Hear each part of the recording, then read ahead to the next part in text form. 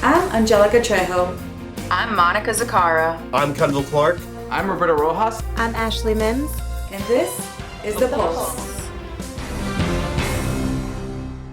Hello everyone, and welcome to a very special edition of The Pulse. My name is Anushka Robinson, and I will be your anchor for today's show. With the unfortunate happenings of the coronavirus, I hope you all are staying safe and following the advice of the health experts. However, for today's show, we'll be doing things a little bit different. Since all of our journalists are currently working from home, we still have collectively created an amazing show just for you all today. Due to the growing COVID-19 pandemic, the NCAA made the decision to cancel all remaining sports and competitions. For a look on life without athletics, let's go to Sacred Heart University. The COVID-19 coronavirus pandemic has breached the sports community as NBA center for the Utah Jazz, Rudy Gobert, tested positive for the virus. This swiftly prompted the NCAA to cancel all remaining winter and spring sports and tournaments.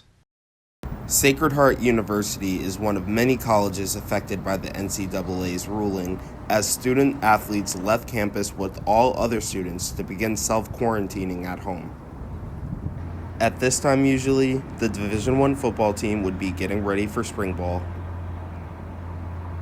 and the baseball team would be out warming up on the diamond preparing for their next opponent.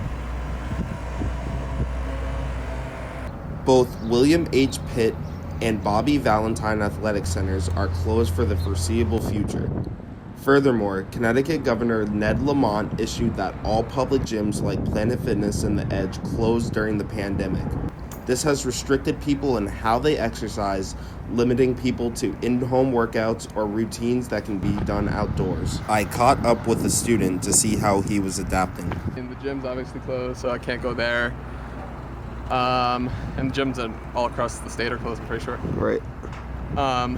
So anywhere there's like a group setting, you can't work out. So I don't know, I just come here because it's open and it's something to do. I don't know, I'm kind of cooped up in my house all day, so I feel like I need to get out somehow.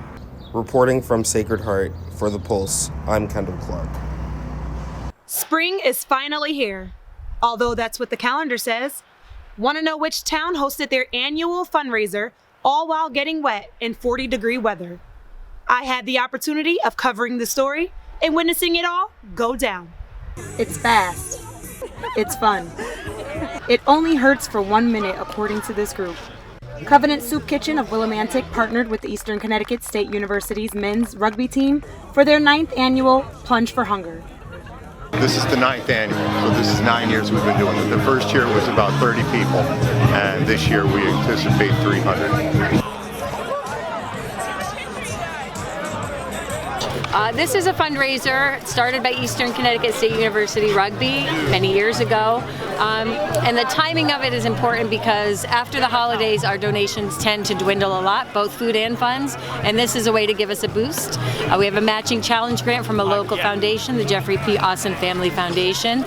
They've challenged us to raise $50,000 this year, and if we do it, they'll give us another $50,000. Volunteers and spectators gathered around on Saturday afternoon, just moments before the plunge, at Philip Lauder Park. Funky costumes and towels covered the sand while medics stood by. It's for the sake of charity, and you know, there's nothing like swimming in the middle of February. So. 3, 2, 1. This is a group of amazing folks. Their coach, Ray Armini, is a longtime volunteer and board member at Covenant Soup Kitchen, and he has instilled community service and giving back, and they just do it. Yeah, honestly, things wouldn't go off without the rugby team. Yeah, we need them. They are amazing. From Willimantic, Connecticut, I'm Ashley Mims with The Pulse. The ESL program at Sacred Heart University is one of the most important language programs in Connecticut, which hosts many international students from all over the world to learn English. Hello, my name is Alish Latte. I'm Academic Director of the English Language Institute. Now, English Language Institute has a long history here at Sacred Heart University, but in its present form, it exists for about 10 years. We're fully accredited by CAA, and presently we have students from 17 different countries, all over the world. We have 6 levels in our program, all the way from beginner to the advanced levels. We have 4 classes: grammar, reading, writing, listening, speaking, and we can boast of fantastic, highly qualified English teachers. Hello, my name is Maria Mercedes Bugisi. My name is Ahmed Mhadif. My name is Burak Tekiloğlu. My name is Matteo. I'm from Argentina. I'm from Saudi Arabia. I am from Turkey. I'm from Italy.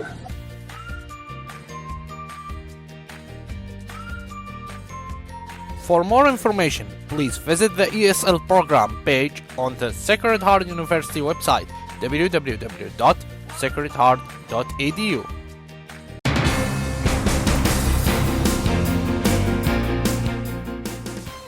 Our next story covers a local Bridgeport music producer whose music went international.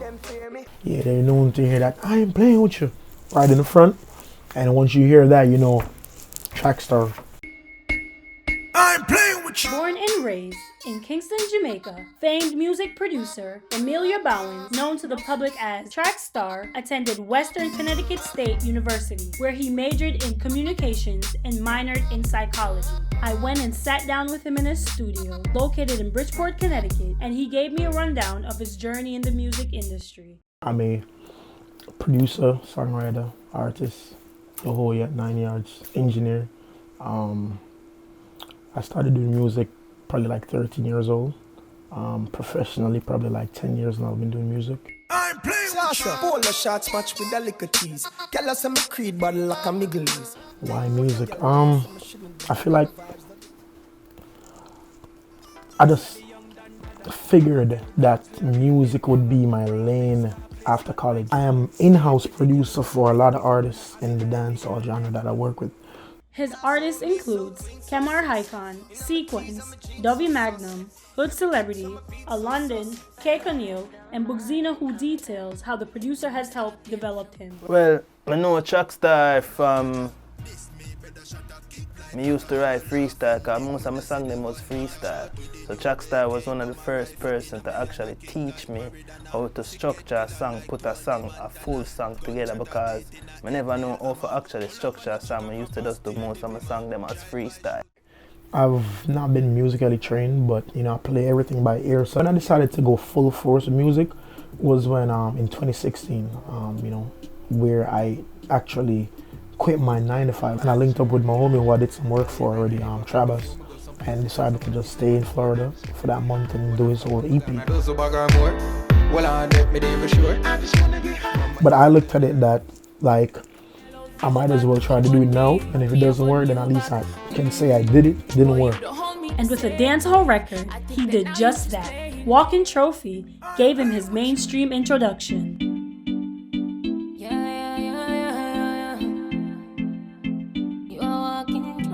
Out of all my songs, Walking Trophy would be the main, would be, my highest accomplishment as far as charting wise. The song really that I'm most proud of though would be To Pum Pum. That one actually sold gold. That was with Karol G, Shaggy and Sequence. I think I'm most proud of that one because one of my artists that I work with closely, Sequence, is on that, you know what I mean? To Pum Pum, another record produced by Track, sold gold. Obviously, Trackstar is the producer, I'm the artist. We've been working for quite some time now, putting out some great content. Track's been my main producer, like my house producer.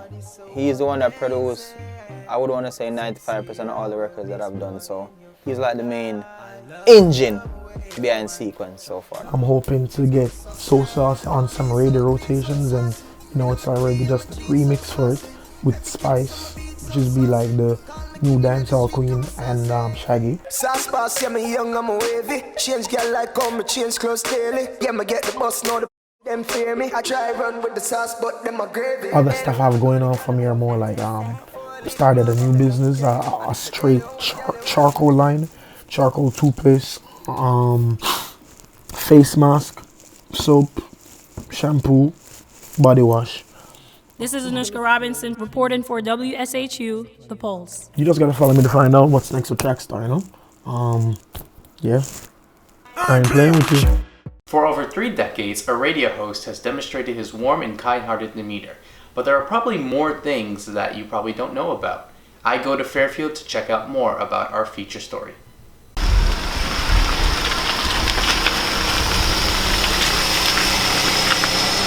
It's 9:04. This is news from WSHU Public Radio. I'm Tom Coozer. If you turn on a radio, you might recognize this voice every day on your morning commute. That man is Tom Coozer, the host of Morning Edition and program director for WSHU Public Radio, the NPR affiliate that serves Connecticut and Long Island. And for over 30 years, he has become someone who has shown unconditional passion and support for public radio. But his start in public radio didn't actually begin the way you thought it would. And a friend of mine from college got a hold of me. He was working here as news director. The station was looking at the time, and this really goes back to 1987, so it's a little bit before what was considered to be my start time here. So in 1987, he gave me a call and said, we're looking for a classical music announcer. I said, I don't do that. I know Bach, Beethoven, Brahms, and Mozart. That's it. He said, it doesn't matter. Come over and do a test tape. And I didn't hear for a few weeks, about 6 weeks actually. Then he called me back and said, we can't find anybody. Can you do it? So I took that as a backhanded compliment, and that's when I started 1987 doing classical music on Saturdays. Every morning, Tom heads to the station off the campus of Sacred Heart University in the early hours of the day, hosting Morning Edition, which includes him reading the newscast of Connecticut and Long Island and promoting many events happening in the two areas, with a calm demeanor for his listeners. I have to ask to see whether I just have to confirm. I think she said yes. All right, because if she can't... As someone who has always provided a smile and helping hand to any of his colleagues, Tom has shown his versatility in being multifunctional in the studio as well as in various production meetings, which includes having a special relationship with news director Terry Sheridan. Tom is probably the most important person at the station as far as what you hear, whether it's on the air or online, is because everything comes through him. So yes, while he may not program the classical music exactly himself, or he may not report the news, he's the one whose vision shapes the station. In the over 3 decades at the company, Tom has made numerous relationships with fellow colleagues that include reporters, editors, station administrators, and many other people at WSHU, but none more special than with Ebanu Dama, who is the station's senior political reporter for various decades and has known Tom from the very beginning. Basically, Tom is the captain of the ship. He's the one who is responsible for the direction of the station, for all the programming that goes out on the station, and he's just a fantastic Morning Edition host. I don't know what we'd do without Tom in the morning. For the new breed of journalists at WSHU, Assistant News Director J.D. Allen had only been at the station for a few years, but even early on when he was starting as an intern before working his way up to the position that he's in today, he thanks Tom for being an inspiration and mentor since his early days. I grew up listening to Tom on the radio. It is really incredible to me that I have the opportunity to work with somebody who I've been listening to for my entire life. I would get up in the morning during high school, jump in the car very early in the morning and drive over to a deli on Long Island, and I would tune into WSHU and hear Tom in the morning. It's unquestionable to think how much an effect Tom Coozer has at WSHU, but for many people who either listen to him or work with him, they see him as someone who has always been kind-hearted, someone who enjoys his passion in public radio, and demonstrates it with a love and a drive that has been going strong for over 3 decades. Reporting from WSHU Public Radio, Roberto Rojas, The Pulse. And WSHU.org, your station for NPR News and classical music.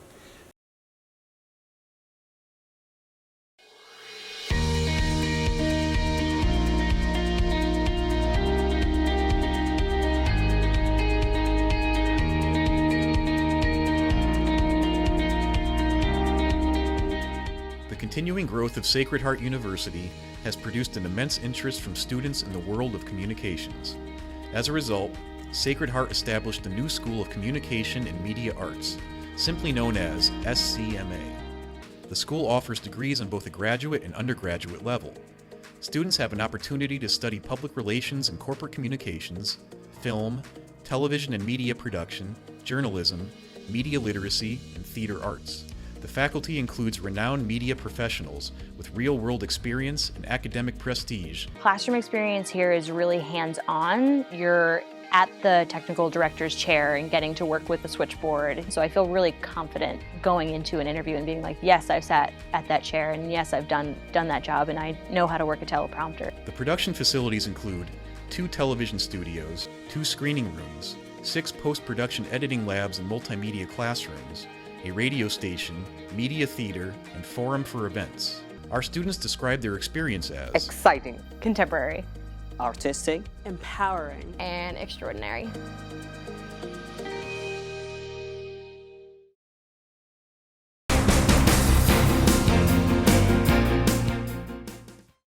In the next story, we'll be jumping south of the border to Michoacan, Mexico, to the small island named Janitzio, most known for the celebration of the Day of the Dead, in which the Oscar-winning film Coco was inspired. Let's go take a look at this beautiful island and its community.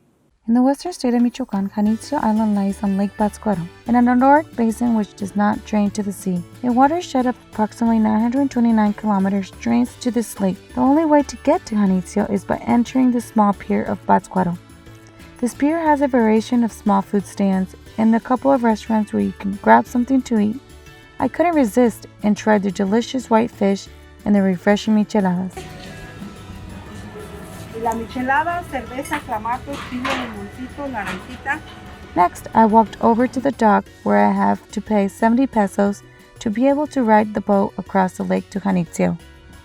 I was told that this boat ride will take approximately 25 to 30 minutes and that these boats run regularly Monday through Sunday from 7:30 a.m. to 6 p.m.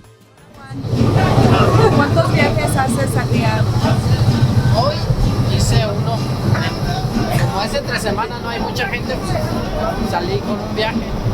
¿Nada más uno? Sí, regularmente los sábados y domingos hacemos 2 viajes o hasta... Sí, ¿2 viajes los fines de semana? Sí, los fines de semana. ¿Cuánto tiempo tienes haciendo esto? Yo llevo muy poco, yo apenas llevo como un mes trabajando aquí en la lancha.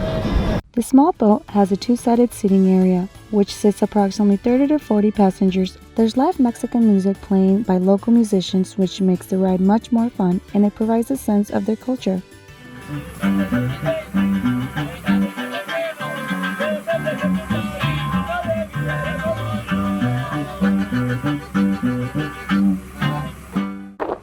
Janitzio Island has also been an inspiration for one of the most famous Pixar films, Coco. Its unique way of celebrating the Day of the Dead was delivered throughout the film. In preparation for the film, a research team spent months gathering information at various locations in Mexico, learning about the traditions and music that would energize the film, and one of the locations they visited was Janitzio Island. I have finally arrived to the dock of Janitzio, and it's filled with many other small boats, as well as people waiting to welcome tourists.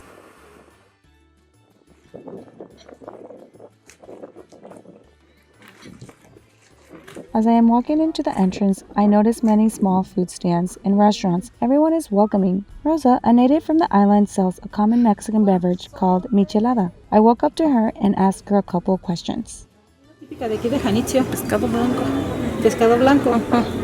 Sí, ya no tiene espinas, se sirve con arroz o ensalada.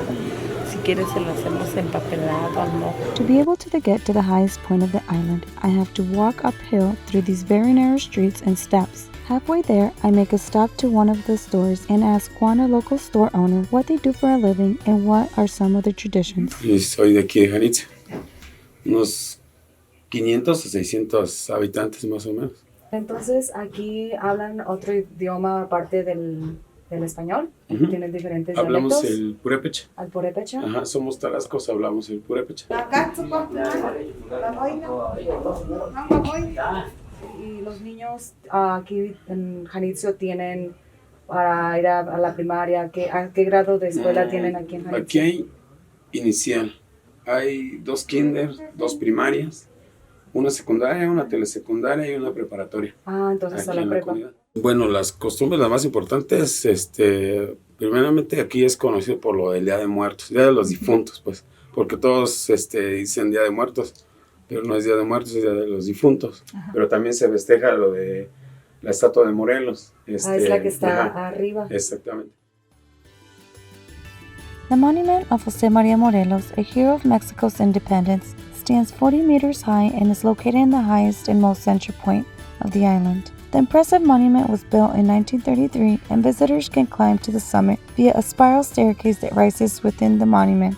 One visit to this unique place is not enough, and I hope to come back soon. This is Angelica Trejo reporting from Janitzio Island, Mexico, for The Pulse. Little Poland is located on Broad Street in New Britain, Connecticut. The street is filled with many small businesses, like restaurants and stores, that embody the culture of the Eastern European country of Poland. Attracting people from near and far, here's a look at Little Poland today. Nie tylko Polacy.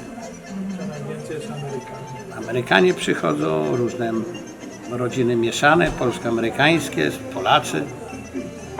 I ja również. No wszystko tu jest dobre.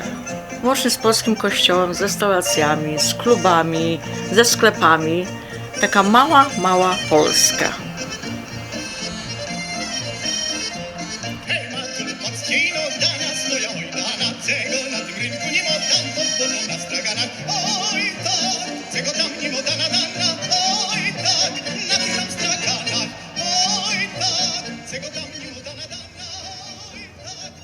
O, Max Mart otworzyłam w roku 98, ponad 20 lat. Prosty to jest kawałeczkiem naszej Polski, do której każdy z nas tęskni, bo mamy polską aptekę, polskie sklepy, polski kościół, polskie banki. Praktycznie gdzie się nie obrócimy na Polsce, to możemy mówić po polsku.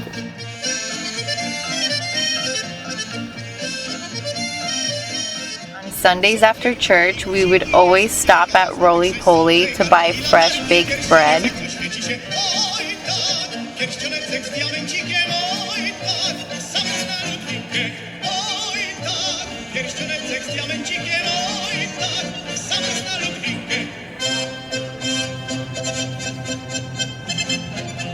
When you're talking about New Britain, first thing that comes into mind is Little Poland.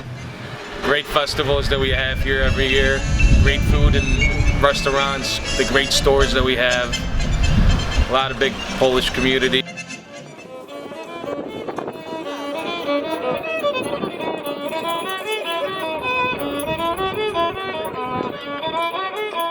When I think of New Britain, I think of Little Poland. I remember coming here every holiday, during Christmas, going down the street right here and going to church.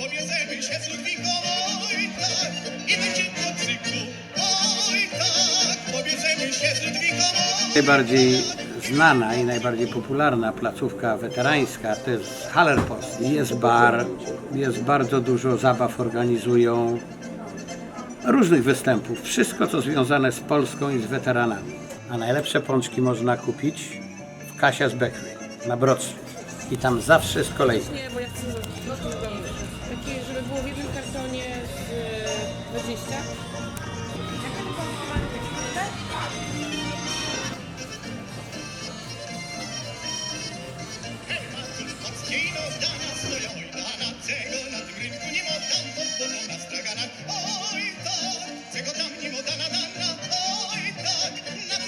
Małopolska, Broad Street, jest tutaj, aby zostać. To jest naprawdę nasz dom. And this is Monica Zakara with The Pulse. And that's all for today's show. Thank you for joining. Remember, stay safe. Follow the advice of the health experts. And most importantly, wash your hands. Until then, I'm Anushka Robinson here at The Pulse. See you next time.